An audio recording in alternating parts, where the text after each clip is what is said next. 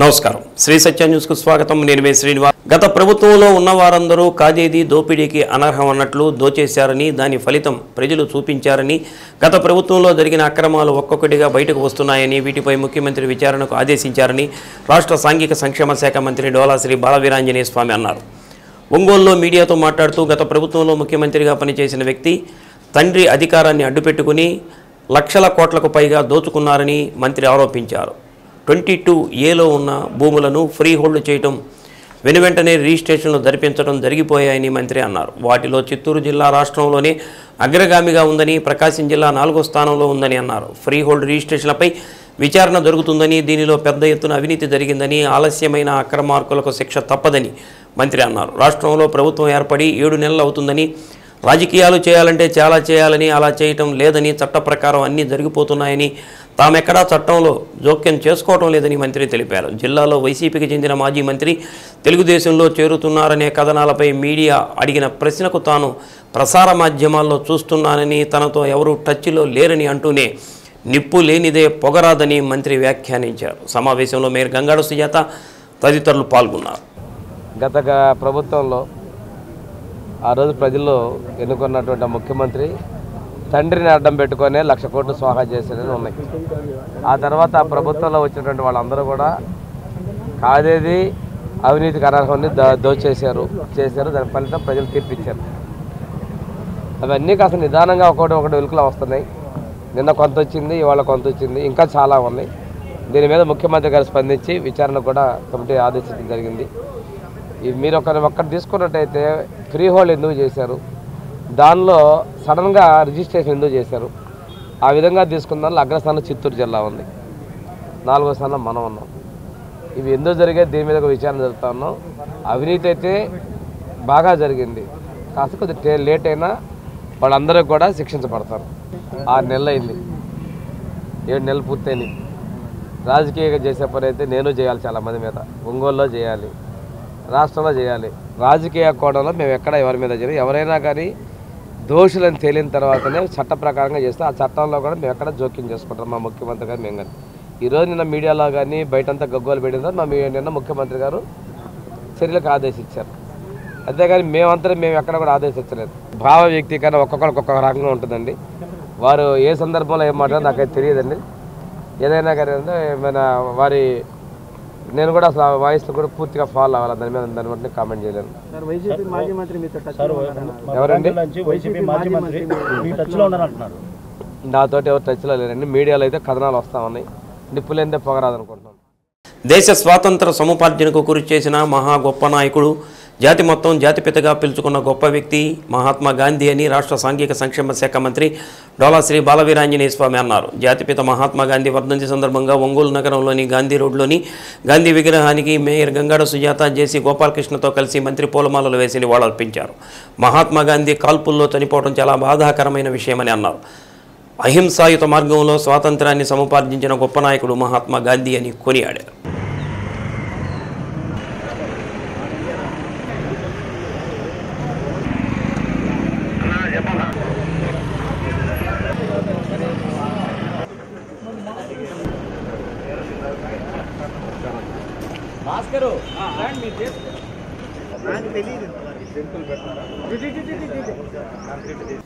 WhatsApp ద్వారా పౌర సేవలు నేటి నుండి అందించేందుకు కూటమి ప్రభుత్వం లాంఛనంగా ప్రారంభించిందని మంత్రి డోలా శ్రీ బాలవీరాంజనేయ స్వామి తెలిపారు.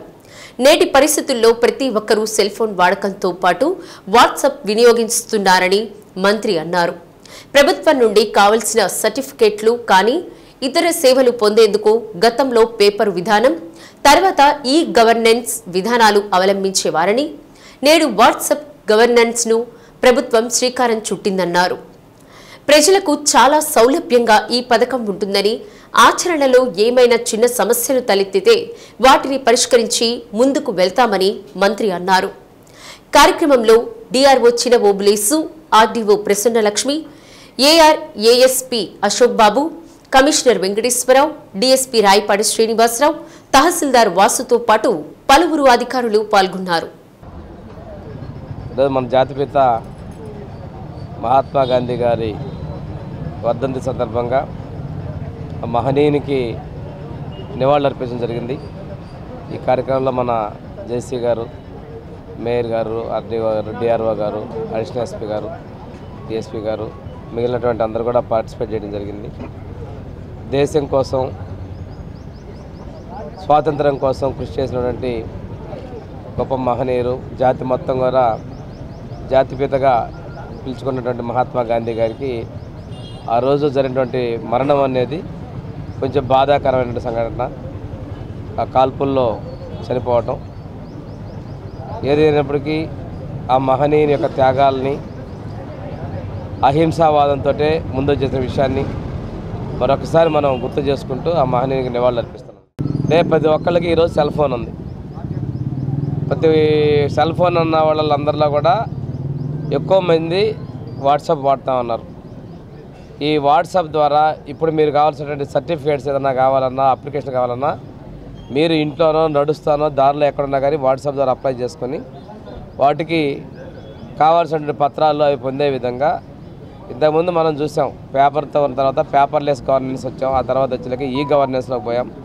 ఇప్పుడు వాట్సాప్ గవర్నెన్స్ మనకి ప్రభుత్వం వచ్చినటువంటి మొదటి నుంచే ముఖ్యమంత్రి గారు, ఈ ఐటీ శాఖ మంత్రిలో నారా లోకేష్ బాబు గారు దృష్టి పెట్టడం జరిగింది. దీన్ని మెటాతో ఒక ఒప్పందం తీసుకున్నారు. ఇవాళ లాంఛనంగా ప్రారంభిస్తున్నారు. విధానాలన్నీ కూడా మనకి తెలుస్తాయి. అయితే ఇదైతే చాలా సౌలభ్యంగా ఉంటుంది అనేది మేము విశ్వసిస్తూ ఉన్నాం. దీనిలో ఏమైనా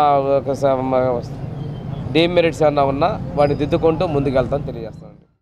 తక్షణమే పరిష్కరించదగిన సమస్యలను కూడా పరిష్కరించకుండా కాలయాపన చేస్తే సహించబోనని మండల అధికారులను జిల్లా కలెక్టర్ తమీమ్ అన్సారీ హెచ్చరించారు. తర్లుపాడు తహసీల్దార్ కార్యాలయాన్ని మార్కాపురం సబ్ కలెక్టర్ సహదిత్ వెంకట త్రివినాగుతో కలిసి ఆకస్మికంగా తనిఖీ చేశారు. కార్యాలయ రికార్డులను పరిశీలించారు.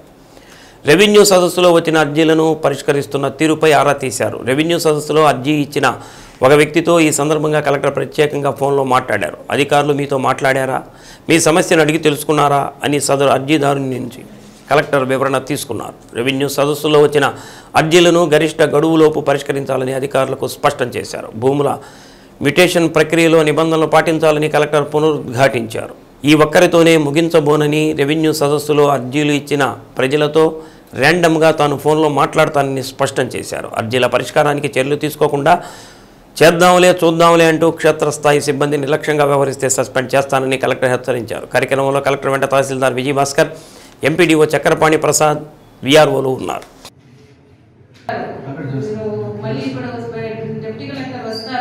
ఇలా అండ్ ఫోన్ చేసి మాట్లాడతాను, స్వయంగా మాట్లాడతాను. ఎవరైనా ఎక్కడైనా ఇలా ఫీడ్బ్యాక్ నెగటివ్ గా వస్తే కన్సర్న్ విఆర్ఎస్ ని సస్పెండ్ చేస్తాం. సస్పెండ్ చేయడమే కాదు, ఇది నేను ఎంత సీరియస్ గా చెప్తూనే ఉన్నాము. మరి దీంట్లో కంప్లైంట్స్ మాత్రం వస్తే అందరూ ఇబ్బంది పడతారు. Just giving this warning. Okay, case release లో చేస్తారు. సో ఈరోజు తర్లుపాడు మండలంలో రెవెన్యూ సదస్సులో వచ్చిన అర్జీలు ఎలా డిస్పోజల్ చేస్తున్నారు పైన సడన్ ఇన్స్పెక్షన్ చేయడం జరిగింది. సో దాంట్లో ఏదైతే చేయగలిగిన కేసెస్ ఉన్నాయో దానికి వెంటనే అందరికి నోటీస్ ఇవ్వాలి, అది చెక్ చేయడం జరిగింది. అదేవిధంగా కొన్ని కేసెస్కు ఫీల్డ్ విజిట్ చేయాలి, ఇన్స్పెక్షన్ చేయాలి, దాన్ని వితిన్ టైంలో చేయమని నిర్దేశాలు ఇవ్వడం జరిగింది. ప్రజలకు ఇచ్చిన వాగ్దానాలను తాను నెరవేర్చలేనని బాహాటంగా చెప్పిన మొట్టమొదటి ఫెయిల్యూర్ ముఖ్యమంత్రి చంద్రబాబు నాయుడు ఒక్కడేనని వైసీపీ జిల్లా అధ్యక్షుడు, దర్శి శాసనసభ్యులు బూచేపల్లి శివప్రసాద్ రెడ్డి విమర్శించారు. ప్రజలకు ఇచ్చిన సూపర్ 6 అమలు చేయని ముఖ్యమంత్రిగా రాజీనామా చేసి మళ్లీ ప్రజల తీర్పు కోరాలని డిమాండ్ చేశారు. వైసీపీ కార్యాలయంలో ఒంగోలు అసెంబ్లీ నియోజకవర్గ ఇన్ఛార్జ్ చుండూరి రవిబాబుతో కలిసి మీడియా సమావేశం నిర్వహించారు. ముఖ్యమంత్రి చంద్రబాబు నాయుడు 4 సార్లు ముఖ్యమంత్రిగా ఉన్నాడని, ప్రతిసారి అబద్ధాలు చెప్పి అధికారంలోకి వచ్చి మాట తప్పడం ఆనవాయితీగా మారిందని అన్నారు. గతంలో వైసీపీ అధికారంలో ఉన్నప్పుడు ఇచ్చిన హామీలను కరోనాలో సైతం అమలు పరిచిన ఘనత వైఎస్ జగన్మోహన్ రెడ్డికి దక్కుతుందని అన్నారు. ప్రతిపక్షంలో ఉన్నప్పుడు రాష్ట్రం అప్పులు కుప్పలుగా మారిపోతుందని అబద్ధాలు చెప్పి తనను గెలిపిస్తే సంపద సృష్టిస్తానని అలవికాని హామీలు ఇచ్చి తీరా గెలిచాక నేడు ప్రజలకి రిక్త హస్తం చూపించిన ఘనత చంద్రబాబు నాయుడుకి దక్కుతుందని పేర్కొన్నారు. దావోస్ వెళ్లి పెట్టుబడులు తీసుకురాకుండా రిక్త హస్తాలతో వచ్చిన ముఖ్యమంత్రి చంద్రబాబు ఆయన కుమారుడు లోకేష్నే చూస్తున్నామని ఎద్దేవా చేశారు. అధికారంలోకి వచ్చిన మొదటి అసెంబ్లీ సమావేశంలోనే సూపర్ 6 చూస్తే భయమేస్తుందని చెప్పడం రాష్ట్ర ప్రజలను మోసం చేయడమేనన్నారు. దత్తపుత్రుడు పవన్ కళ్యాణ్ కూడా ఎన్నికలకు ముందు హామీలు నెరవేర్చే బాధ్యత నాదని చెప్పి ఈ రోజు తప్పుకున్నారని తెలిపారు. కాపులకు వైసీపీ ప్రభుత్వం ఎంతో చేసిందని ఉప ముఖ్యమంత్రి పవన్ కళ్యాణ్ దీనిపై సమాధానం చెప్పాలని ప్రశ్నించారు.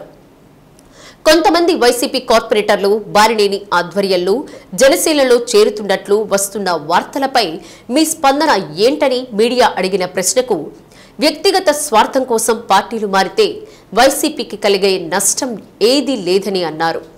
కార్యక్రమంలో నగర పార్టీ అధ్యక్షులు కటారి శంకర్, బీసీసీఎల్ అధ్యక్షులు బొట్ల సుబ్బారావు, కార్పొరేటర్ ఇమ్రాన్, జెడ్పీటీసీ వేమ శ్రీనివాసరావు, మీరావళి, బడుగు ఇందిరా, భూమిరెడ్డి రమణమ్మ, లీగల్ సెల్ అధ్యక్షులు నగరకంటి శ్రీనివాసరావు, వడ్లమూడి వాణి, ప్రసన్న తదితరులు పాల్గొన్నారు.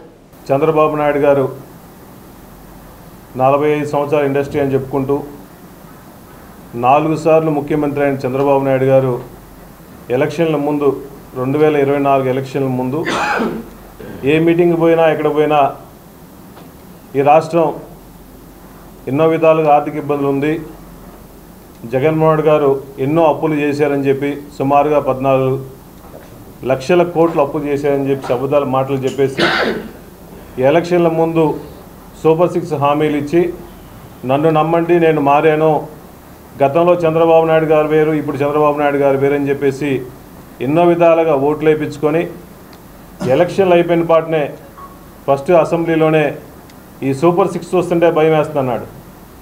అయ్యా చంద్రబాబు నాయుడు గారు, నీ మోసపూర చరిత్ర అందరూ తెలిసింది, కానీ జనాలు మళ్ళా మిమ్మల్ని నమ్మి మరొకసారి ఓట్లేస్తే ఫస్ట్ అసెంబ్లీలోనే జనాల్ని మోసం చేస్తున్నాడు. ఎలక్షన్లో జగన్మోహన్ గారు ఇచ్చిన హామీలు అంతకుముందు కన్నా ఎక్కువ హామీలు నెరవేరుస్తారని చెప్పి నీకోసం ఓట్లేస్తే బోటపు మాటలు చెప్పి ఎలక్షన్లు అయిన తర్వాత సూపర్ 6 ఇవ్వడానికి నాకే డబ్బులు లేవంటాడు. ఇన్నిసార్లు 4 సార్లు సీఎం కొన్నాడువి, ఫస్ట్ టైం సీఎం కాదు కదా. 4 సార్లు ముఖ్యమంత్రి చేసిన వ్యక్తికి ఈ రాష్ట్రంలో ఆర్థిక పరిస్థితులు తెలియకుండా ఉండదు కదా. కావాలని తెలిసి అప్పులు ఉన్నాయని తెలిసి కూడా మొన్న బడ్జెట్లో సుమారుగా 7 లక్షల కోట్లు అని చెప్పి అప్పులు అని చెప్పాడు. ఎలక్షన్ల ముందే 14 లక్షల కోట్లు అని చెప్పాడు. మేము జగన్మోహన్ గారు ఉన్నప్పుడు ఈ రాష్ట్రంలో 2 సార్లు కరోనా వచ్చినప్పటికి కూడా ఏ మాట మీద ఇచ్చామో ఎలక్షన్లప్పుడు మేనిఫెస్టోలో ఏమి ఇచ్చామో తూచా తప్పకుండా ఎన్ని ఆర్థిక ఇబ్బందులు ఉన్నా కూడా జగన్మోహన్ గారు, అప్పుడు ముఖ్యమంత్రి కూడా జగన్మోహన్ గారు, ప్రజలకు ఇచ్చిన మాట ప్రకారం అన్ని హామీలు నెరవేర్చిన ముఖ్యమంత్రి జగన్మోహన్ గారు. నువ్వు చూస్తావంటే ఇచ్చిన హామీలు ఈ రాష్ట్రంలో ప్రతి ఒక్కరికి 15 సంవత్సరాలు దాటిన ప్రతి అక్కా చెల్లెలందరికీ 1500 రూపాయలు వేస్తామని చెప్పేసి మోసం చేశావు.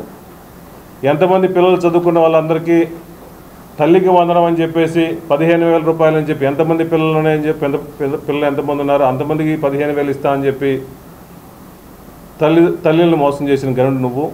వ్యవసాయదారుల్ని మోసం చేసిన మొట్టమొదటి చంద్రబాబు నాయుడు ముఖ్యమంత్రి, మోసపూరిత ముఖ్యమంత్రి చంద్రబాబు నాయుడు. అదేవిధంగా ఈ రాష్ట్రంలో చదువుకున్న వాళ్ళందరికీ ఉద్యోగాలు కల్పిస్తామని చెప్పేసి సుమారుగా 20 లక్షల ఉద్యోగాలు ప్రకటిస్తామని చెప్పేసి చంద్రబాబు నాయుడు ఎలక్షన్లప్పుడు హామీ ఇచ్చారు. 20 లక్షల మందికి అంటే ఒక కాన్స్టిట్యున్సీకి సుమారుగా 11,500 మందికి ఉద్యోగాలు ఇవ్వాలి నువ్వు.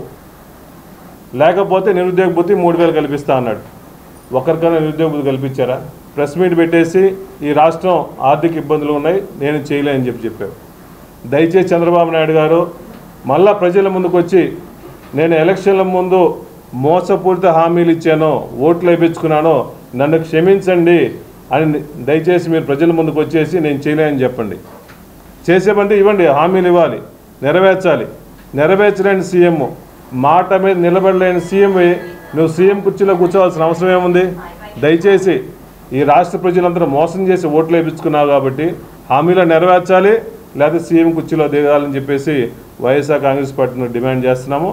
ఒక సీఎం హోదాలో ఉండి 4 సార్లు సీఎం కుర్చీలో కూర్చున్న వ్యక్తి దావోసు పోయి ఒక ఇన్వెస్ట్మెంట్ కూడా తీసుకురాకుండా ఉత్త చేతులతో వచ్చిన ముఖ్యమంత్రి ఎవరంటే చంద్రబాబు నాయుడు గారిని సభాముఖంగా తెలియజేస్తున్నాం. అదేవిధంగా మీ దత్తపుత్రుడు పవన్ కళ్యాణ్ గారు, అయ్యా నువ్వు ఎలక్షన్ల ముందు ప్రజలను ఆదుకుంటామని చెప్పావు, నువ్వు ఇచ్చిన హామీలు నెరవేర్చలా. గతంలో మా ప్రభుత్వంలో జగన్మోహన్ గారు కులాలకి మతాలకి పార్టీలకు అతీతంగా ఆ రోజు కాపు నేస్తం పెట్టి ప్రతి అక్క చెల్లెలందరికీ కాపు నేస్తం ప్రకటించారు. అట్లీస్ట్ నువ్వు సామాజిక వర్గం అని చెప్పి ఓట్లు వేయించుకొని నువ్వు వచ్చిన తర్వాత మీ కాపులకి ఏం చేసేవాడిని? ఒక్కటే, మేము మా కాపులు చేసాము, నమ్ముకొని మా దగ్గరికి వచ్చారు, ఒక్కటైనా మీరు చేశారా? ఎందుకు అడగలేకపోతున్నావు? చంద్రబాబు నాయుడు గారిని లోకేష్ గారు నిలదీసి వీళ్ళందరూ కాపు నేస్తాం గత ప్రభుత్వంలో జగన్మోహన్ గారు ఇచ్చారు, మనం ఇవ్వాలి కాపు నేస్తాం అని చెప్పి ఎందుకు డిమాండ్ చేయలేకపోతున్నావు? దయచేసి నీ జోబులు నింపుకోవడం కోసం ఆపి ప్రజలు మిమ్మల్ని చూసి కూటమి అందరినీ కలిపి ఓట్లు వేశారు కాబట్టి ఇచ్చిన హామీలు నెరవేర్చండి. ఈరోజు చంద్రబాబు నాయుడు గారి పరిపాలన చూస్తూ ఉన్నాం, కొత్త ఏం కాదు. 1999లో తిరిగి గెలిచేటప్పుడు కూడా చాలా హామీలు అవి చేస్తాను ఇవి చేస్తానని ఆయన ప్రతి ఎలక్షన్లో అబద్ధాలు చెప్పటం, ఎలక్షన్ అయ్యాక బడ్జెట్ సరిపోవట్లేదు, రాష్ట్రంలో జీతాలు ఇచ్చే పరిస్థితి లేదు, నేను కాబట్టి ఈస్తున్నాను, ప్రజలందరూ ముందుకు వచ్చి విరాళాలు ఇవ్వండి అంటాం. పోయిన 14 ఎన్నికల్లో కూడా అమరావతి ఘట్టానికి విరాళాలు ఇవ్వమని ఆడ తెలంగాణ సచివాలయంలో 100 కోట్లు ఖర్చు పెట్టి బ్రహ్మాండంగా ఎస్టాబ్లిష్ చేసుకున్నాడు ఆయన ఆఫీసు. దాని ఎదురుగా ఒక గాజు డబ్బా పెట్టి విరాళాలు అడుగుతాడు. కొంతమంది ఆవేశపరుల్ని ఫోటోల కోసం తీసుకొచ్చి గాజులు వేస్తారు, కొంతమంది ఇటుక్ అని చెప్పి డబ్బులు అమ్ముతారు. అసలు ఈ డబ్బులు ఏమవుతాయో, ఆయన సేకరించే డబ్బులు ఏమవుతాయో, ఆయన అబద్ధాలు ఏంటో ప్రజలకు అర్థం కాదు, కన్ఫ్యూజ్ చేస్తూ ఉంటాడు. మరి మొన్న ఎన్నికల ముందు 3 సార్లు ముఖ్యమంత్రి 4వ అవుతున్న ఆయన ఈ బడ్జెట్ సంగతి కానీ, ఈ రాష్ట్ర స్థితిగతులు కానీ, ఈ రాష్ట్ర ఆర్థిక విషయాలు కానీ ఆయనకు తెలియని ఏం కావు. ఏ ఉద్దేశంతో ఆయన ఈ పథకాలు నేను ఇవి చేస్తానని, పిల్లల్ని కానండి నేను ఎక్కువ డబ్బులు ఇస్తానంటాం, ఇటువంటి సిలిండర్లని, సూపర్ 6 అని, ఆర్టీసీ బస్సు ప్రయాణాలన్నీ చెప్పి ఇప్పుడు 8 నెలలు గడుస్తుంటే ఆ విషయాలను ప్రజలు అడుగుతున్నారని దాన్ని తప్పు పట్టించడానికి రోజుకు ఒక అబద్ధపు, మా పెద్దిరెడ్డి గారి మీద ఒక అబద్ధం చెప్తాడు, లేకపోతే ఇంకొకరి చెవిరెడ్డి గారి మీద ఒక కేసు పెట్టిస్తాడు, లేకపోతే ఇంకొకరి మీద ఏదో ఒక రోజుకు ఒక కొత్త విషయాన్ని పెట్టి ఈ సంగతులు అడగకుండా టాపిక్ డైవర్ట్ చేస్తూ చివరికి జనం కూడా అడుగుతునేసరికి ప్రజలను అర్థం చేసుకోమని అప్పీల్ చేస్తూ ఉంటుంది. చూస్తే దివాళా కోరుతనాన్ని ఇది ఇప్పుడు ఆయన చెప్పటం, మాట తప్పటం ప్రతిసారి ఇది ఒక అలవాటు. ప్రజలు గుర్తెరగాలి. రాజశేఖర రెడ్డి గారు కానీ, జగన్మోహన్ రెడ్డి గారు కానీ ఎజెండాలో, మేనిఫెస్టోలో ఏం చెప్తారో అవి నిలబడి చేసి అంతకంటే మిన్నగా పరిపాలన చేసిన నాయకులు ఎక్కడా? ఎన్నికలకు ముందు ఒక మాట చెప్పి ఎన్నికల తర్వాత చేతులు ఎత్తేసే చంద్రబాబు నాయుడు గారిని పోల్చుకొని ప్రజలు చూడాలని, ఈ అబద్ధాలు ఎక్కువ కాలం చెల్లవని, వీటి మీద ముక్కుబిండైనా ఆయన చేత హామీలు నిలబెట్టే వరకు, చేసే వరకు, లేదంటే దిగిపోయేదాకా వైఎస్ఆర్ పార్టీ పోరాటాలు చేస్తూ ఉంటుందని ఈ సందర్భంగా తెలియజేస్తూ ఉన్నాం. నేరం చేసేవాడు ఎన్ని జాగ్రత్తలు తీసుకున్నా ఎక్కడో ఒక చోట దొరుకుతాడన్న సామెతను నిజం చేస్తూ జులాయి సినిమా తరహాలో కంటైనర్లో కార్లు తరలిస్తున్న ముఠా గట్టును హైవే మొబైల్ పోలీసుల సహకారంతో రట్టు చేశారు. కారు యజమాని స్నేహితులు పట్టుకుని పోలీసులకు అప్పగించిన సంఘటన సింగరాయకొండ సర్కిల్ పరిధిలో జరిగింది. ఇంతకాలం 16వ నెంబర్ జాతీయ రహదారిని అడ్డాగా చేసుకుని రేషన్ బియ్యం, గంజాయి దొంగతనాలు, వాహనాల అపహరణ, హత్యలకు పాల్పడే ముఠాలు, చోరీ ముఠాలకు భిన్నంగా కంటైనర్తో అపహరించిన కార్లు రవాణా చేసే ముఠా ఆగడాలు భయాందోళన కలిగిస్తుంది. హైదరాబాద్ గీతం హోండాయ్ షోరూంలో జూమ్ యాప్ ద్వారా 2 రోజుల క్రితం కారు బుక్ చేసుకున్నామని, 2 రోజులుగా సమాచారం లేకపోవడంతో కారు గురించి విచారించి ఆందోళనకు గురయ్యానని కారు యజమాని స్నేహితుడు సుమంత్ వెల్లడించారు. 2 రోజుల క్రితం కొనుగోలు చేసిన కారు అదృశ్యం కావడంతో ఆందోళన చెంది కారుకి ఉన్న జీపీఎస్ సాంకేతిక పరిజ్ఞానంతో హైదరాబాద్ నుంచి చెన్నైకి వెళుతున్నట్లు గుర్తించారు. దానిలో భాగంగా ప్రకాశం జిల్లా సింగరాయకొండ పోలీస్ సర్కిల్ పరిధిలోని దొరుగుమల్లి పోలీస్ స్టేషన్ సమీపంలో 16వ నెంబర్ జాతీయ రహదారిపై కలికవాయ బిట్రగుంట ఫ్లైఓవర్ బ్రిడ్జి వద్ద హైవే పోలీస్ సహకారంతో కారు అపహరణకు గురి అక్రమంగా తరలిస్తున్న కంటైనర్ని పట్టుకుని పోలీసులకు అప్పగించారు. కొత్త తరహాలో కార్లు అపహరించి కంటైనర్ ద్వారా తరలిస్తున్న ముఠా గుట్టు రట్టయింది. కంటైనర్ ద్వారా అపహరించిన కార్ల సమాచారం అందుకున్న సింగరాయకొండ సిఐ చావా హజరత్ ఆధ్వర్యంలో దొరుగుమల్లి ఎస్ఐ సిబ్బంది రంగంలోకి దిగి అక్రమంగా రవాణా అవుతున్న 3 కార్లను సింగరాయకొండ సిఐ కార్యాలయానికి తరలించారు. సంఘటనా స్థలంలో కంటైనర్ని పోలీసులు అదుపులోనికి తీసుకుని విచారిస్తున్నారు. నా పేరు సుమంత్ అండి. మా ఫ్రెండ్ది కార్ మిస్ అయింది హైదరాబాద్లో. జూమ్ యాప్ ద్వారా కార్ బుక్ చేసుకున్నారు. తీసుకొని 2 days అయింది. 3వ రోజు వచ్చేసి ఫోన్ స్విచ్ ఆఫ్ చేసి అన్ని చేసుకున్నాం. కార్ తీరా చూసి జీపీఎస్ ద్వారా మేము పట్టుకున్నాం. నెంబర్ ప్లేట్లను మార్చేసి ఈ కంటైనర్లో తరలిస్తున్నారు చెన్నైకి. హైదరాబాదు గీతం హోండా షోరూమ్ కాడి నుంచి లోడ్ చేసుకున్నారన్నారు.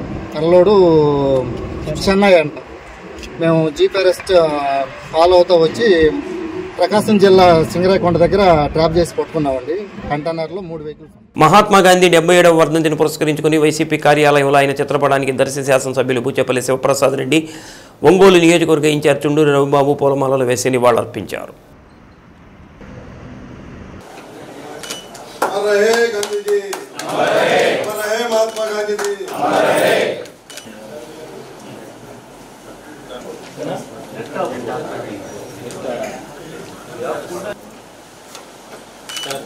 గాంధీ మహాత్ముని అహింసా మార్గమే శిరోధార్యమని, ఆయన అడుగుజాడల్లో ముందుకు వెళ్తామని ఒంగోలు నగర పార్టీ అధ్యక్షులు కటారి శంకర్ అన్నారు.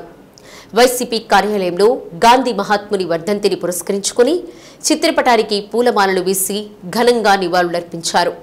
కార్యక్రమంలో బీసీసీఎల్ అధ్యక్షులు బొట్ల సుబ్బారావు, కార్పొరేటర్ ఇమ్రాన్, జెడ్పీటీసీ వేమ శ్రీనివాసరావు, మీరావళి, బడుగు ఇందిర, భూమిరెడ్డి రమణమ్మ, లీగల్ సెల్ అధ్యక్షులు నగరకంటి శ్రీనివాసరావు, వడ్లమూడి వాణి, ప్రసన్న తదితరులు పాల్గొన్నారు. జాతిపిత మహాత్మా గాంధీ గారి 77వ వర్ధంతికి వైఎస్ఆర్ కాంగ్రెస్ పార్టీ ఆఫీస్లో ఘన నివాళులు ఇవ్వడం జరుగుతుంది. మా పార్టీ కానీ మేము కానీ అహింస ద్వారా జాతిపిత గారి దేశానికి ఎన్నో మంచి కార్యక్రమాలు చేశారు, స్వాతంత్రం తీసుకొచ్చారు. అటువంటి ఆయన ఆదర్శంగా తీసుకొని మా పార్టీ మేము ఎప్పుడు ఆయన ఆదర్శంగా తీసుకొని ఆ ఆదర్శాల ప్రకారం కొనసాగిస్తామని చెప్పి తెలియజేస్తున్నాం. జాతిపిత మహాత్మా గాంధీ గారి 77వ వర్ధంతి సందర్భంగా మా పార్టీ తరఫున ఆయన ఘనంగా నివాళులు అర్పిస్తూ ఆయన ఆశయాలైన అహింస మరియు సత్యాగ్రహాలతోటి ఈ దేశానికి స్వాతంత్రం తీసుకొచ్చిన మార్గదర్శి, ఆయన స్ఫూర్తిని పార్టీ తీసుకుంటూ మా వాళ్ళందరూ కూడా అహింస సత్యాగ్రహ మార్గాల్లో నడవాలని మేమందరం కోరుకుంటూ మహాత్మునికి నివాళులు అర్పిస్తూ ఉన్నాం. అహింస సత్యం అనే ఆయుధాలతో బ్రిటిష్ వారిని పోరాడి మన దేశానికి స్వతంత్రం తెచ్చిన మహాత్మా గాంధీ గారు మరి చనిపోయి 77 సంవత్సరాలైంది. ఆయన 1920వ శతాబ్దానికి ప్రపంచం మొత్తంలో మనుషులను ప్రభావితం చేసిన వ్యక్తిగా చరిత్ర సృష్టించారు. అటువంటి మహానాయకుడి యొక్క మహా వ్యక్తి యొక్క నివాళులర్పిస్తూ ఆయన వర్ధంతి సందర్భంగా ఆయన ఆశయాలకి ఆదర్శంగా అందరూ ఉండాలని తెలియజేస్తారు. ముఖ్యంగా ఏదైతే మహాత్మా గాంధీ గారి కళ ఉందో గ్రామ స్వరాజ్యం, అది మా పార్టీతోటే 2019 నుంచి 2024 మధ్యలో అమలు చేయడం జరిగింది. మా అధినాయకుడు వైఎస్ జగన్మోహన్ రెడ్డి గారు ఏదైతే సంక్షేమ పథకాలు ఉన్నాయో, అమ్మఒడి, విద్యా దీవెన, వసతి దీవెన, అలాగే వైఎస్ఆర్ చేయూత, ఆసరా, మరెన్నో పథకాలతోటి ముఖ్యంగా ప్రతి ఒక్క పేద మహిళకి ఇల్లు ఉండాలనే ఉద్దేశంతో జగనన్న ఇల్లు నిర్మాణం, ఇవన్నీ కూడా మహాత్మా బాపూజీ గారి కన్న కళలు, గ్రామ స్వరాజ్యంలో భాగం. అలాగే గ్రామాల్లో సచివాలయ నిర్మాణం కానీ, ఆర్బీకే కానీ, హెల్త్ క్లినిక్లు కానీ అన్నీ కూడా ఏర్పాటు చేసి గ్రామ స్వరాజ్యానికి పాటుపడినటువంటి నాయకులు ఎవరైనా ఉన్నారంటే మా అధినేత వైఎస్ జగన్మోహన్ రెడ్డి గారిని తెలియజేస్తూ ఈ కార్యక్రమానికి ఇచ్చేసిన అందరికీ కూడా ధన్యవాదాలు తెలియజేస్తూ, ఈ నగరానికి సంబంధించినటువంటి వైఎస్ఆర్ కాంగ్రెస్ పార్టీ ముఖ్య నాయకులు అందరూ కూడా ఇవాళ జాతిపితకి మనం నివాళులు అర్పించడం జరిగింది.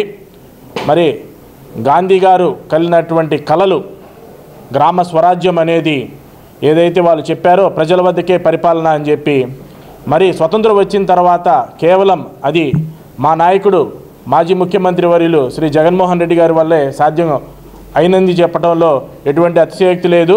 మరి ఎన్నడూ చూడని విధంగా ప్రజల వద్దకే పరిపాలన తీసుకొచ్చి ఏ సాధారణ అప్లికేషన్ పెట్టుకున్నా సరే అన్ని పనులు అయ్యేటువంటి వ్యవస్థల్ని తీసుకొచ్చాడని చెప్పి మేము చాలా సగర్వంగా చెప్పుకోగలుగుతాను. ఒంగోలు దామచర్ల సక్కుబాయమ్మ ప్రభుత్వ మహిళా డిగ్రీ కళాశాలలో డిసెంబర్లో నిర్వహించిన డిగ్రీ ప్రథమ సంవత్సరం ప్రథమ సెమిస్టర్ పరీక్షా ఫలితాలను ఆంధ్రకేసరి విశ్వవిద్యాలయం రిజిస్ట్రార్ డాక్టర్ బి హరిబాబు, కళాశాల ప్రిన్సిపాల్ డాక్టర్ డి కళ్యాణి విడుదల చేశారు. పరీక్షలకు మొత్తం 231 మంది విద్యార్థులు హాజరు కాగా 213 మంది విద్యార్థులు ఉత్తీర్ణత సాధించారు. ఉత్తీర్ణత శాతం 92.20% నమోదైంది. అధిక ఉత్తీర్ణత శాతం కళాశాల అధ్యాపకుల నిబద్ధత, విద్యార్థుల కృషిని బి హరిబాబు ప్రశంసించారు. విద్యార్థులు తమ విద్యాభ్యాసాన్ని మరింత పరిశీలనతో కొనసాగించి మెరుగైన భవిష్యత్తును సాధించాలని సూచించారు. పరీక్షలను విజయవంతంగా నిర్వహించిన పరీక్షల నియంత్రణ అధికారి డాక్టర్ ఎన్ మంజుల భారతి, అదనపు పరీక్షల నియంత్రణ అధికారి వై సుష్మా కృషిని ప్రిన్సిపాల్ డి కళ్యాణి అభినందించారు. కార్యక్రమంలో కోఆర్డినేటర్లు ఎం శ్రీనివాసరెడ్డి, పి కుసుమకుమారి, అధ్యాపకులు P Yamini, Ammaji, doctor Kezia, you సరళ, బి శ్రావణి, సురేష్ తదితరులు పాల్గొన్నారు.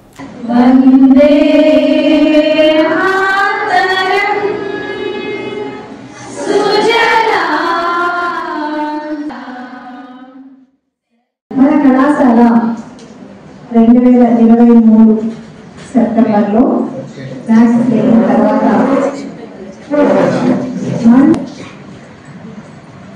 A+ సాధించింది. ఇంతకు ముందు స్కోర్ మనకి కేవలం B+, B+, and A 3 stages ఒక్కసారిగా జంప్ చేసి మన కళాశాల A+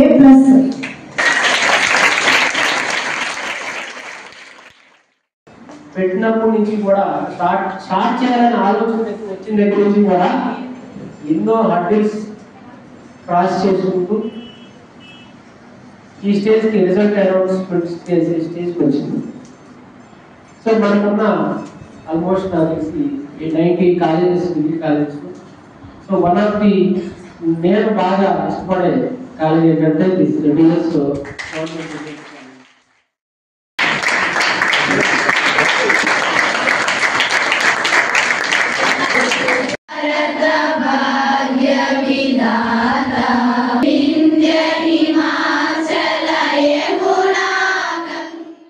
పేదలకు సొంత ఇంటి కళ నెరవేర్చాలన్న ఉద్దేశంతో కూటమి ప్రభుత్వం పక్కా గృహ నిర్మాణాలపై దృష్టి పెట్టింది. ప్రధానమంత్రి ఆవాస్ యోజన 2.0 పథకం కింద నూతనంగా కేటాయించనున్న ఇళ్ల నిర్మాణాల మంజూరుకు సర్వే చేయించడంతో పాటు మరోపక్క గత ప్రభుత్వంలో పలు దశల్లో నిలిచిన వాటి పూర్తికి లబ్ధిదారులను ప్రోత్సహించింది. సకాలంలో బిల్లులు విడుదల చేస్తూ ఆసరాగా నిలిచింది.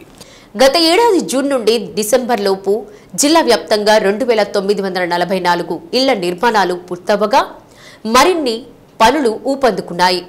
కూటమి ప్రభుత్వం అధికారంలోకి వచ్చాక రాష్ట్ర వ్యాప్తంగా పూర్తి చేసిన వాటిలో ఫిబ్రవరి 1వ తేదీన జిల్లాలోని 8 నియోజకవర్గాల్లో ఎమ్మెల్యేలు, ప్రజాప్రతినిధుల ఆధ్వర్యంలో సామూహిక గృహ ప్రవేశాలు చేయనున్నారు. కూటమి ప్రభుత్వం అధికారంలోకి వచ్చాక గత ప్రభుత్వ హయాంలో జగనన్న లేఅవుట్లతో పాటు వ్యక్తిగత స్థలాల్లో నిర్మించుకునేందుకు మంజూరు చేసిన అసంపూర్తి గృహాలపై లక్ష్యాలను విధించింది. అందులో భాగంగా జిల్లా గృహ నిర్మాణ శాఖ అధికారులకు స్పష్టమైన లక్ష్యాలను నిర్దేశించింది. ఈ మేరకు అధికారులు కూడా క్షేత్రస్థాయిలో లబ్ధిదారులకు అవగాహన కల్పించారు. ఈ పథకం ద్వారా ఒక్కో లబ్ధిదారునికి 1.80 లక్షల చొప్పున ఆర్థిక సాయం అందించగా స్వయం సహాయక సంఘాల్లోని సభ్యులకు మరో 35,000 రూపాయల చొప్పున బ్యాంకు లేదా స్త్రీ నిధి నుండి రుణం సదుపాయం కల్పించారు. వారం వారం దశల వారీగా నిర్మాణ పనుల పురోగతిపై సమీక్ష నిర్వహిస్తూ త్వరితగతిన పూర్తయ్యేలా ప్రణాళిక చేపట్టారు. నియోజకవర్గాల వారీగా మార్కాపురంలో అత్యధికంగా 677, కొండేపిలో అత్యల్పంగా 141 పక్కా గృహాలు పూర్తి చేశారు. మన జూన్ 2024 తర్వాత మన కూటమి ప్రభుత్వం అధికారంలోకి వచ్చిన తర్వాత మొత్తం మన రాష్ట్రంలో 1,14,636 గృహాలు కంప్లీట్ చేయడం జరిగింది. దానిలో భాగంగా 2,944 గృహాలు మన ప్రకాశం జిల్లాలో పూర్తవడం జరిగింది. దీనికి గాను ఫిబ్రవరి 1వ తారీఖున 1,00,000 గృహాల హౌస్ వార్మింగ్ సెరమనీ కార్యక్రమం జరగబోతుంది. ఈ 1,00,000 గృహాల హౌస్ వార్మింగ్ సెరమనీ ప్రతి కాన్స్టిట్యున్సీలో మన గౌరవ శాసనసభ్యులు వారితో మరియు ఎంపీపీలు, జడ్పీటీసీలు, సర్పంచెస్, ఎంపీటీసీలు అందరూ ప్రజాప్రతినిధుల యొక్క ఆధ్వర్యంలో ప్రతి కాన్స్టిట్యున్సీలో అదేవిధంగా ప్రతి మండలంలో కూడా ఈ కార్యక్రమం అనేది జరగబోతుంది. కాబట్టి 1వ తారీఖు జరగబోయే ఈ కార్యక్రమంలో గౌరవ ప్రజాప్రతినిధులు అందరూ కూడా జడ్పీ చైర్మన్ గారు కానీ అందరూ ఎంపీ గారు అందరూ ప్రజాప్రతినిధులు అందరూ కూడా ఈ కార్యక్రమంలో పాల్గొని ఈ కార్యక్రమాన్ని జయప్రదం చేయవలసిందిగా కోరుతున్నాము. దీంట్లో 2944 గృహాల్లో మనకి దర్శి కాన్స్టిట్యున్సీలో 507 గృహాలు, గిద్దలూరులో 334 గృహాలు, కనిగిరి నియోజకవర్గంలో 355, కొండేపిలో 141 గృహాలు, మార్కాపురంలో 677, ఒంగోలులో 239 గృహాలు, సంతనొత్తలపాడులో 199 గృహాలు, ఎర్రగొండపాలెంలో నియోజకవర్గంలో 492 గృహాలు, మొత్తం వెరసి 2944 గృహాలు జూన్ 2024 తర్వాత ఇప్పటి వరకు కూడా మనకి పూర్తి కావడం జరిగింది. దీంట్లో ఒకసారి ఎక్స్పెండిచర్ ఏదైతే ఇంకర్ అయ్యిందో, అంటే సిమెంట్ కానీ, స్టీల్ కానీ, శాండ్ కానీ, క్యాష్ కానీ ఏదైతే ఈ స్కీమ్లో ఇచ్చున్నారో ఈ లబ్ధిదారులకి ఇక కొత్త స్కీము, అంటే ఇప్పుడు రాబోయేది రేపు మార్చి తర్వాత రాబోయే PMAY 2.0 కింద వాటికి దాంట్లోకి ఈ లబ్ధిదారులు పరిగణలోకి తీసుకోబడదు. ఎందుకంటే దాంట్లో ఆల్రెడీ వాళ్ళ యొక్క రేషన్ కార్డు కానీ, ఆధార్ కార్డు అన్నీ కూడా దాంట్లో ఉన్నాయి కాబట్టి ఈ కొత్త స్కీమ్లో వాళ్ళని ఆన్లైన్లో కూడా నమోదు చేసేదానికి వీలుగా ఉండదు. అది కంప్యూటర్ సిస్టమ్ కూడా అలౌ చేయదన్నమాట. కాబట్టి ఆ స్కీమ్లో ఉండే వాళ్ళందరూ కూడా ఏదో కొత్త స్కీమ్ వస్తుంది మనం దాంట్లో పెట్టుకుందాం అనేది ఆశ వద్దు. ఈ స్కీమ్లోనే మీకు ఏదైతే ఉందో ఆ 1,80,000 రూపాయలు, మరియు మీకు ఇంకా ఆర్థికంగా వెసులుబాటు కావాలనుకుంటే DRDA నుంచి, రూరల్ అయితే, అర్బన్ నుంచి అయితే మెప్మా నుంచి కూడా మీకు తక్కువ వడ్డీతో 0% వడ్డీతో కూడా మీకు లోన్లు ఇప్పించడం జరుగుతుంది. కాబట్టి ఆ గృహాలు ఏవైతే ఇన్ ప్రోగ్రెస్లో ఉన్నాయో ఆ గృహాలన్నీ మాత్రము ఖచ్చితంగా ఆ స్కీమ్ కిందే మీరు ఇల్లు కంప్లీట్ చేసుకోవచ్చు. ITM యూనివర్సిటీ సౌత్ ఇండియాలోనే గొప్ప యూనివర్సిటీని డైరెక్టర్ రవి శర్మ పేర్కొన్నారు. రంగారెడ్డి చెరువు వద్ద నూతన ITM యూనివర్సిటీ అడ్మినిస్ట్రేషన్ బ్రాంచ్ని ఒంగోలులో ప్రారంభించారు. బ్రాంచ్ ప్రారంభోత్సవానికి వచ్చిన రవి శర్మకు Ongole administration branch administrative Sumanth పుష్పగుచ్చం అందజేసి స్వాగతం పలికారు.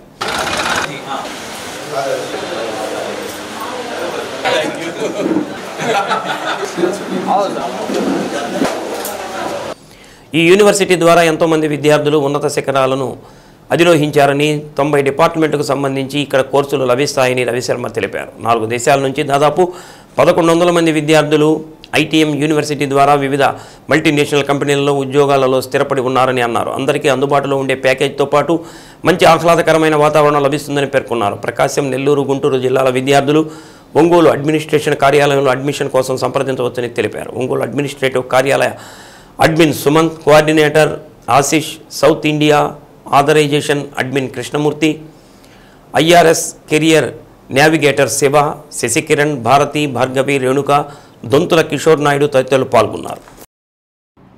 ITM University is a university which is 28 years old. We are in Gwalior, the central part of India, Madhya Pradesh.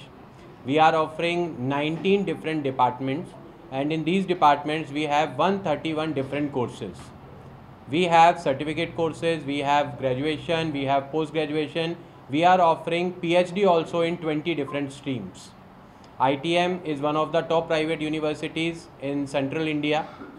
We are NAC, we are NBA accredited, ICAR accredited. We are going for the renewal process of this.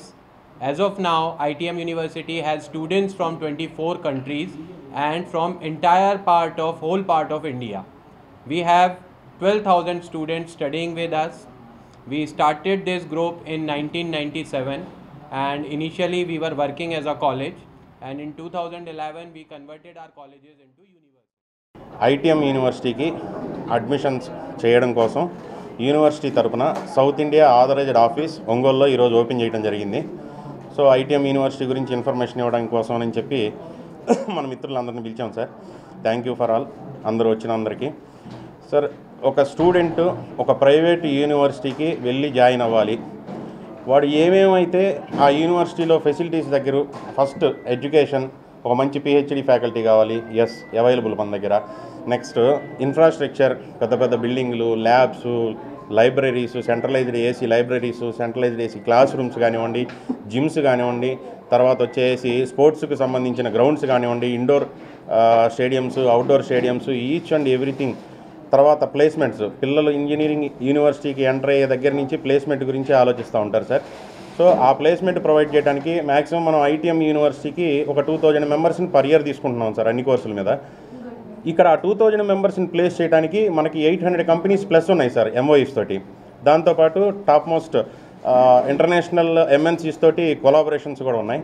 So అక్కడ almost 24 countries నుంచి పిల్లలు చదవటం ఒకటి, throughout India నుంచి ప్రతి state నుంచి పిల్లలు ఉండటం ఒకటి. మన పిల్లలు 80% 90% థియరీలో మార్కులు వచ్చినా కానీ ఇంటర్వ్యూ క్రాక్ చేయలేకపోతున్నారు. సో ఈ ప్రాబ్లమ్ని ఓవర్కమ్ చేయడానికి ఏంటంటే మనం డిఫరెంట్ స్టేట్స్ ఉన్న పిల్లలందరితోటి అటాచ్ చేసినప్పుడు వాళ్ళకి వీళ్ళకి ఉండే కామన్ లాంగ్వేజ్ ఇంగ్లీష్ ఒకటే ఉంటుంది. స్పోకెన్ ఇంగ్లీష్ అనేది చాలా ఈజీగా డెవలప్ చేసుకోగలుగుతారు, కమ్యూనికేషన్ స్కిల్స్ చక్కగా డెవలప్ అవుతాయి, ఇంటర్వ్యూ ఈజీగా క్రాక్ చేస్తారు. సో ఓవరాల్గా 2000 మందికి 800 కంపెనీలు ఉండటం వలన it's very easy for a student to get a job sir. So 100% job ప్లేస్మెంట్కి ఛాన్స్ ఉన్న యూనివర్సిటీ ఐటీఎం. ఫోటో అంటే ఇష్టం ఉండండి ఎవరికి. ఫోటో దిగటం మీద ఎంత సరదా ఉంటుందో తీయడానికి అంతే ఉత్సాహం ఉంటుంది. ఒక్క ఫోటోతో ఎన్నో మధుర జ్ఞాపకాలు కదిలాడుతాయి. కాలం గిర్రున తిరుగుతున్నప్పటికీ ఫోటో చూడగానే వెనక్కి వెళ్ళి ఏళ్ల కింద మధుర స్మృతులు మనసులో మెదులుతాయి. ఒక మాట వేల మందిని ప్రశ్నిస్తుంది, కానీ ఒక చిత్రం కోట్ల మంది ఆలోచనను మారుస్తుంది. ప్రతి ఒక్కరిలోనూ స్పందన కలిగిస్తుంది. చిత్రాలు మాట్లాడతాయన్న మాటకు కొందరు తీసిన ఫోటోలే నిలువెత్తు నిదర్శనం. నేటి కాలంలో ఫోటోగ్రఫీ అనేది ఒక గొప్ప కళ. ఎంతోమంది యువకులకు ఉపాధి అందిస్తూ వారిలో దాగి ఉన్న ప్రతిభను వెలికి తీసేందుకు ఒక వేదికలా నిలవడమే కాకుండా ప్రపంచవ్యాప్తంగా వారికి గుర్తింపు సాధించేలా దోహదపడుతుంది. దీంతో గ్రామీణ ప్రాంత యువకులు ఫోటోగ్రఫీతో పాటు వీడియోగ్రఫీ పట్ల ఆసక్తి కనబరుస్తున్నారు. ఉపాధి అవకాశాలు ఎక్కువగా ఉండటంతో స్వశక్తితో తమ కాళ్లపై తాము నిలబడగలమనే నమ్మకం వారిని ఫోటోగ్రఫీ, వీడియోగ్రఫీ వైపు మరలుస్తుంది. గ్రామీణ ప్రాంత యువకుల్లో ఉపాధి అవకాశాలు కల్పించేందుకు పద్మశ్రీ వీరేంద్ర హెగ్డే రూట్ సెట్ సంస్థను స్థాపించారు.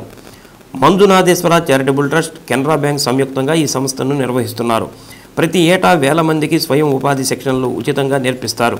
శిక్షణ కాలంలో ఉచిత భోజనంతో పాటు వసతి సదుపాయాలు కల్పిస్తున్నారు. స్వయం ఉపాధి రంగాలలో శిక్షణ కార్యక్రమాలు నిర్వహిస్తుంది రూట్ సెట్. కేవలం శిక్షణతోనే కాకుండా వారి కాళ్లపై వాళ్లు నిలబడేలా తోడ్పాటు అందిస్తుంది. యువతకు photography, car driving, cell phone mechanism, AC mechanism ఇలా అనేక ఉపాధి అవకాశాలు ఉన్న శిక్షణలు అందిస్తుంది రూట్ సెట్. గ్రామీణ ప్రాంత నిరుద్యోగ యువతకు నైపుణ్య శిక్షణ ఇచ్చి ఉపాధి అవకాశాలు కల్పిస్తున్న రూట్ సెట్లో ఫోటోగ్రఫీ, వీడియోగ్రఫీ శిక్షణ పొందేందుకు వచ్చామని దోర్నాల మండలంకు చెందిన అశోక్ తెలిపారు. ఫోటోగ్రఫీ మీద ఆసక్తితో ఇక్కడకు రావడం జరిగిందని అన్నారు. ఇంతకుముందు దీనిపై అవగాహన లేదని, ఇక్కడికి వచ్చాక ఫోటో కెమెరాల వివరాలు, వీడియో కెమెరాలు ఎన్ని ఉన్నాయనేది తెలుసుకోవడం జరిగిందని అన్నారు. నెల రోజుల్లో ఎలా నేర్చుకోగలమనే భావనతో వచ్చామని, శిక్షకులు నెల రోజుల్లో దగ్గర ఉండి మంచి శిక్షణ ఇచ్చారని అన్నారు. నా పేరు అశోక్. నేను ప్రకాశం జిల్లా దోర్నాల మండలం జమీరాల గ్రామం నుంచి వచ్చాను. ఇక్కడ వేరే అతను, మా ఫ్రెండ్ తెలిసిన అతను చెప్పాడు ఇక్కడ రూట్ సెట్ ఇన్స్టిట్యూట్ ఉందని. ఇక్కడికి అప్రోచ్ అయ్యాను సార్లకు ఫోన్ చేసి. ఇక్కడ వచ్చినాక ఫోటోగ్రఫీ మీద నాకు కొద్దిగా ఇంట్రెస్ట్ ఉంది చిన్నప్పటి నుంచి. దానివల్ల రూట్ ఇన్స్టిట్యూట్కి వచ్చాను. ఇప్పటికీ మాకు 20 రోజులు అవుతుంది, ఇంకా 10 రోజులు ఉంది. ఫోటోగ్రఫీ ఏంది వీటన్నిటి గురించి తెలుసుకున్నాము. అదిపోతే ఇక్కడ సౌకర్యాలు మటుకు బాగున్నాయి. ఉదయాన్నే లేయంగానే యోగా చేపిస్తారు. మేము కూడా కొత్త శ్రమదానం అట్లా వర్క్ చేస్తాము. తర్వాత 8 గంటలకు కరెక్ట్గా టిఫిన్ చేసి ప్రార్థన చేసి మేము మా క్లాస్ రూమ్లోకి మేము కూర్చుంటాము. అలాగనే మాకు శిక్షణ ఇచ్చే సార్ గారు వచ్చి మాకు ట్రైనింగ్ స్టార్ట్ చేస్తారు. ఫోటోగ్రఫీ అంటే నేను ఇక్కడికి రాకముందు ఫోటోగ్రఫీ గురించి నాకు అసలు అవగాహన లేదు. ఇక్కడికి వచ్చినాక ఫోటోగ్రఫీ అంటే ఏంది, ఫోటోగ్రఫీలో ఎన్ని టైప్స్ ఉంటాయి అన్నీ చెప్పారు. ఐఎస్ఓ ఏంటి, షటర్ స్పీడు, అపార్చరు, కెల్విను అనేది చెప్పారు. అదేగాక ఇక్కడ ఫోటో కెమెరాలు ఎన్ని రకాలు ఉంటాయి, వీడియో కెమెరాలు ఎన్ని రకాలు ఉంటాయని చెప్పారు. నేను బాగానే తెలుసుకున్నాను. రైతు బాగుంది. ఫోటోగ్రఫీ అంటే ఇష్టం ఉండేదని, కానీ శిక్షణ పొందేందుకు ఉత్సాహం ఉన్న దూర ప్రాంతాలకు వెళ్ళి నేర్చుకోలేక రూట్ సెట్లో శిక్షణ ఇస్తున్నారని తెలుసుకొని రావడం జరిగిందని మార్కాపురానికి చెందిన జీవన్ తెలిపారు. శిక్షణలో ఫోటోలు తీయడంలో మెళకువలు, ఎక్స్పోజర్ ఎలా చేయాలి అని శిక్షకులు తెలిపారు. బయటకు వెళ్ళిన తర్వాత తన స్వంత కళ్ళపై ఎలా నిలబడగలమనే నమ్మకంతో బయటకు వెళ్తున్నామని అన్నారు. నా పేరు జీవన్, నేను మార్కాపూర్ నుంచి వచ్చాను. ఇక్కడికి నేను ఎలా వచ్చానంటే నా ఫ్రెండ్ పాంప్లెట్ షేర్ చేయడం వల్ల నేను ఇక్కడికి రావాల్సి వచ్చింది. ఇక్కడికి వచ్చాక చూసాక ఏం తెలిసిందంటే ఇది ఒక ఉచిత శిక్షణ అని తెలిసింది. ఇక్కడికి వచ్చిన తర్వాత వీళ్ళు చేసే వెల్కము, అలాగే వీళ్ళు స్టూడెంట్స్ పట్ల చేసుకునే జాగ్రత్త, అంత బాగుంది. ఉదయాన్నే యోగా నేర్పిస్తారు. ఒక సొంతంగా ఎలా కాళ్ళ మీద నిలబడాలో ఆ ధైర్యాన్ని వీళ్ళు మనకు నేర్పిస్తారు. అలాగే కెమెరా గురించి అయితే తెలవడం అయితే జరిగింది. ఇక్కడికి వచ్చిన తర్వాత నేర్చుకుంది ఏంటంటే కెమెరాని ఎలా పట్టుకోవాలి, కెమెరా మీద ఎలా అవగాహన తెచ్చుకోవాలి, వీడియో కెమెరా మీద ఎలాగా అవగాహన తెచ్చుకోవాలి అన్నీ నేర్పించారు. కెమెరా రకాలు నేర్పించారు. అలాగే వీడియో కెమెరా రకాలు నేర్పించారు. అపర్చర్ కానీ, ఐఎస్ఓ కానీ, షటర్ స్పీడ్ కానీ ఎలా వాడాలి, ఎలా మీ సొంత కాలం మీద మీరు నిలబడాలో ఆ ధైర్యాన్ని కూడా వాళ్ళు మనకు నేర్పిస్తారు. అలాగే ఫుడ్ విషయంగా కానీ, వసతి విషయంగా కానీ అన్నీ బాగానే ఉంటాయి.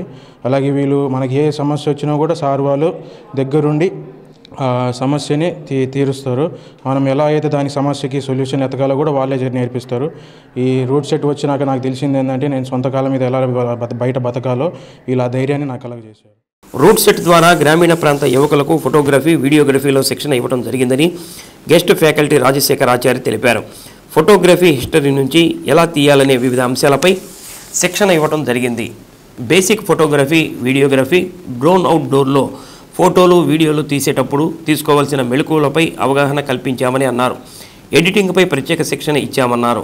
రూట్ సెట్లో శిక్షణ పొందిన వారు 100% స్థిరపడ్డారని అన్నారు. నిరుద్యోగ యువతీ యువకులు రూట్ సెట్లో శిక్షణ పొందాలని కోరారు.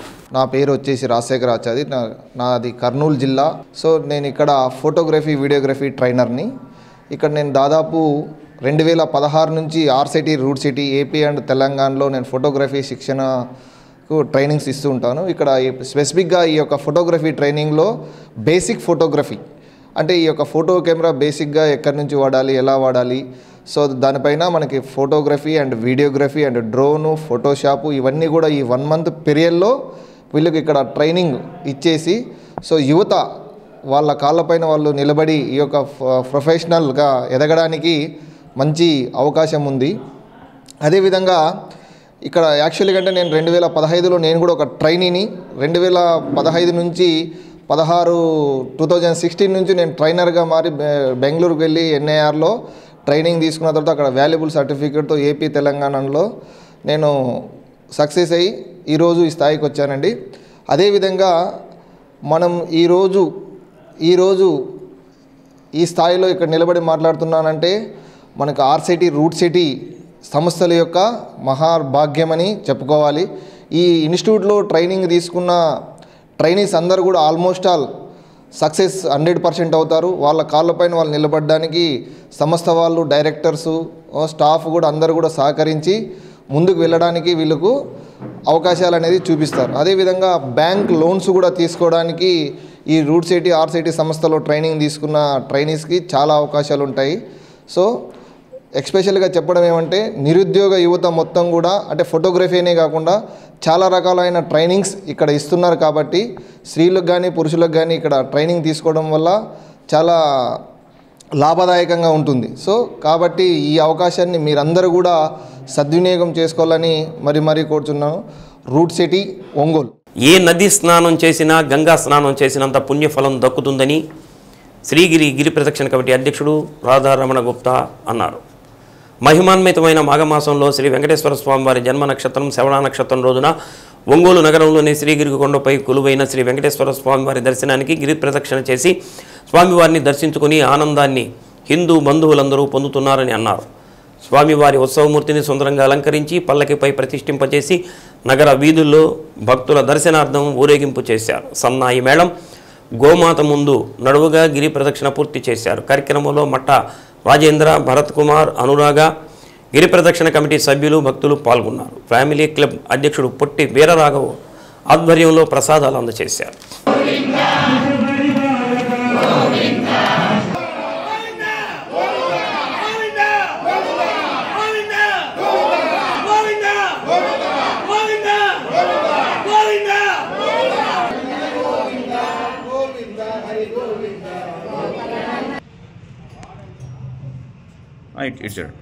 ఓం నమో వెంకటేశాయ. ఓం నమో వెంకటేశాయ. ఓం నమో వెంకటేశాయ. ఓం నమో వెంకటేశాయ.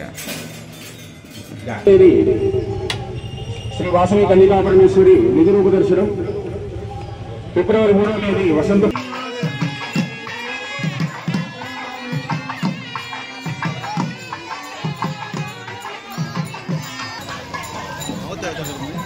ఫ్రంట్ నిత్య కళ్యాణ ఎంఆర్పీఎస్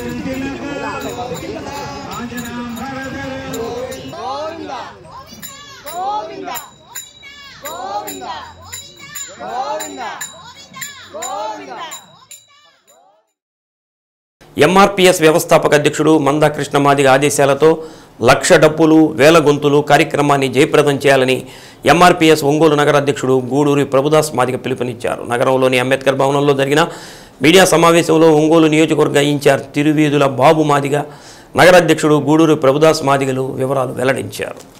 ఫిబ్రవరి 7వ తేదీన హైదరాబాదులో జరిగే మాదిగల ఆత్మగౌరవ ప్రదర్శన చలో హైదరాబాద్ కార్యక్రమాన్ని జయప్రదం చేసేందుకు ఒంగోలు నుంచి వేలాదిగా తరలి రావాలని కోరారు. తెలంగాణ ముఖ్యమంత్రి రేవంత్ రెడ్డి మాదిగలకు ఇచ్చిన మాటను నెరవేర్చకుండా మాదిగ జాతిని మోసం చేస్తున్నారని అన్నారు. ఎంఆర్పీఎస్ వ్యవస్థాపక అధ్యక్షుడు మందా కృష్ణ మాదిగ ఆధ్వర్యంలో ప్రకాశం జిల్లా నుంచి వేలాదిగా మాదిగ సోదరులు చలో హైదరాబాద్ కార్యక్రమానికి హాజరై తెలంగాణ ప్రభుత్వంపై ఒత్తిడి తెచ్చే విధంగా జయప్రదం చేస్తామని అన్నారు. సమావేశంలో ఎంఆర్పీఎస్ జిల్లా సీనియర్ నాయకులు జుండ్రాజుపల్లి ఆంజనేయులు, గద్దల రమేష్ తదితరులు పాల్గొన్నారు. ఫిబ్రవరి 7వ తారీఖు 1,00,000 డప్పుల 1,000 గొంతుల మహాసభను ఫిబ్రవరి 7వ తారీఖు జరుగు కార్యక్రమం 1,00,000 డప్పులు వేలాది గొంతుల కార్యక్రమంలో మేము మా ప్రకాశం జిల్లా నుంచి దాదాపు 200 డప్పులు ఒక 3 బస్సుల్లో తీసుకెళ్ళి ఏదైతే కృష్ణన్న ఈ కార్యక్రమాన్ని తలపెట్టాడో విజయవంతం చేయడానికి హెడ్ క్వార్టర్ నుంచి ఇక్కడ నుంచి బయలుదేరి ఒక 3 బస్సులతో కొన్ని కార్లతో అక్కడికి వెళ్ళి ఆ ప్రోగ్రాన్ని విజయవంతంగా మా అంత కృషి మా తరపు నుంచి ప్రకాశం జిల్లా నుంచి డప్పు కళాకారులు మొత్తం అక్కడ తీసుకుపోయి మేము అక్కడ కార్యక్రమాన్ని నిర్వహించడానికి మేము ఇక్కడ ఒంగోలు నుంచి నగరాధ్యక్షుడిగా ఇక్కడ ఏదైతే మేము కమిటీలు వేసి ఆ కమిటీల వారిగా కొన్ని మాదిగలు డప్పు కళాకారులు ఉన్నారు కాబట్టి ఈ నేపథ్యంలో వాళ్ళందరినీ అక్కడ తీసుకెళ్ళి ఏదైతే కృష్ణన్న ఆదేశాలు మాకు జారీ చేశారో దాని ప్రకారంగా మేము అన్ని ఇక్కడ నుంచి తీసుకుపోయి ఆ కార్యక్రమాన్ని విజయవంతం చేయడానికి మేము ముందుంటాం. ఏదైతే ఫస్ట్ టైం మేము చేస్తామని మాటిచ్చి చేయకుండా దాన్ని పెండింగ్ని పెట్టి మన సోదరుల మాట విని అలా చేయటం అనేది కరెక్ట్ కాదు. ప్రతి జిల్లాల్లో నుంచి కూడా చాలా కదలిక వస్తుంది. ఎందుకంటే రేవంత్ రెడ్డి గారు ఇలా చెప్పి ఇలా మాటలు తప్పుకొని ఏదో విధంగా సోదరులకి సపోర్టింగ్గా నిలబడి చేస్తున్నాడు తెలంగాణలో. అందుకని ఇండియా వైజ్లో కొన్ని లక్షల మంది ఈ అక్కడ డప్పు కొట్టి మా వినాదాన్ని అక్కడ చూపించుకోవడానికి కృష్ణన్న చేసే ప్రయత్నంలో మేము మా తరపు నుంచి ఇక్కడ నుంచి ఒంగోలు హెడ్ క్వార్టర్ నుంచి కూడా మేము భారీగా జనం డప్పు కళాకారులు అక్కడ బయలుదేరి రేవంత్ రెడ్డికి సరైన గుణపాఠం చెప్పి మా వర్గీకరణ గురించి మేము సాధించుకునేటట్టుగా ఇంకా మేము ప్రయత్నం చేస్తాం. చలో హైదరాబాద్ కార్యక్రమం 1,00,000 డప్పులు 1,000 గొంతులతోటి హైదరాబాద్ సిటీని దడదడలాడించేటట్టుగా ఎంఆర్పీఎస్ కంకణం కట్టుకుంది. తెలంగాణ ముఖ్యమంత్రి రేవంత్ రెడ్డి వర్గీకరణ అసెంబ్లీలో పెట్టి చేస్తానని ఫస్ట్ మాట ఇచ్చినోడు రేవంత్ రెడ్డి. కొన్ని నోటిఫికేషన్ పడ్డా అన్నీ ఆఫ్ చేసి ఫస్టే ఎంఆర్పీఎస్కి ఇస్తానని మాట ఇచ్చినోడు రేవంత్ రెడ్డి. రేవంత్ రెడ్డి మాట మీద నిలబడకుండా మాలల మాటిని అప్ అండ్ డౌన్లో మాట్లాడుతున్నాడు. దానికని మా జాతీయ అధ్యక్షుడు మాదిగల ముద్దుబిడ్డ మందాకృష్ణ మాదిగ నిర్ణయం తీసుకున్నాడు. చలో హైదరాబాద్ 1,00,000 డప్పులు 1,000 గొంతులతోటి హైదరాబాద్ మా శక్తి మాదిగల శక్తి ఏందోనని చూపించడానికి 2 రాష్ట్రాలలో తీవ్రంగా తిరిగి అన్ని సంఘాలు ఆకలికి బ్రాహ్మణులు కూడా మద్దతు ఇచ్చారు ఈ రోజున. ఎందుకంటే మేము ఒంగోలు నియోజకవర్గంలో ఉన్న ప్రతి ఒక్క డప్పు కార్మికుడు, నగరంలో ఉన్న డప్పులోళ్ళు మొత్తం చలో హైదరాబాద్కి మీరు మన మాదిగలకు సంబంధించిన విషయం కాబట్టి లోన్లు కూడా మీకు డప్పులోళ్ళకి గవర్నమెంట్ ఇస్తుంది. దానికి ఎంఆర్పీఎస్ పోరాడింది. ఆ కారణంగా నగరంలో ఉన్న ప్రతి ఒక్క డప్పు చలో హైదరాబాద్ 7వ తారీఖు రావాలని, నియోజకవర్గంలో ఉన్న ప్రతి ఒక్క డప్పు హైదరాబాద్ రావాలని జయప్రదం చేయాలని కోరుతున్నా. Rotary club of Singarakonda Addanki ఆధ్వర్యంలో జాతిపిత మహాత్మా గాంధీజీ 77వ వర్ధంతి కార్యక్రమం నిర్వహించారు. అద్దంకిలో గాంధీ విగ్రహానికి పూలమాలలు వేసి నివాళులర్పించారు. సత్యం, అహింస గొప్పతనాన్ని ప్రపంచానికి చాటిన మహావ్యక్తి పూజ్య బాపూజీ అని వక్తలు కొనియాడారు. కార్యక్రమంలో రోటరీ కోశాధికారి మల్లాది శ్రీనివాసరావు, షేక్ మహమ్మద్ రఫీ, సందిరెడ్డి శ్రీనివాసరావు, గడేపల్లి దివాకర్ దత్తు, ఉబ్బా దేవపాలన జ్యోతి చంద్రమౌళి, చామర్తి గురుశేఖర్, సయ్యద్ అమ్జాద్ బాషా, మల్లాది శ్రీనివాసరావు, పసుపులేటి ఆంజనేయులు తదితరులు పాల్గొన్నారు.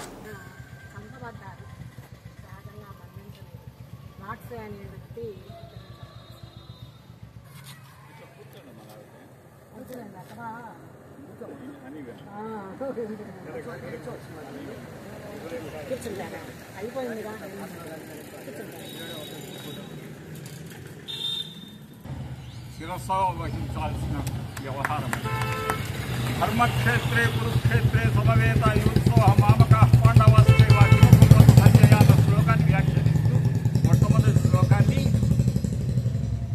ఎవరు కౌరవులు ఉన్నారు, పాండవులు ఉన్నారు, యుద్ధం జరిగింది, ఈ విషయం అనుకున్నా అనుకోకపోయినా మన దేహము ధర్మక్షేత్రము, కురుక్షేత్రము, ఇక్కడ పాండవులకి కౌరవులనే దుష్టశక్తులకి మధ్య జరుగుతున్న యుద్ధాన్ని గురించి మనలో ఉన్నటువంటి కామక్రోధ లోభమోహ మదమాత్సర్యాలు ఇలాంటి వాటికి నిరంతరం జరుగుతుంటుంది సంఘర్షణ.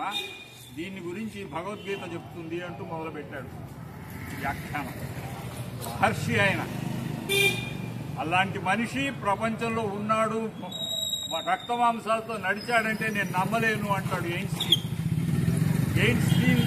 ఇంట్లో ఒక్క మహాత్మా గాంధీ చిత్రపటం మాత్రమే ఉంటుంది.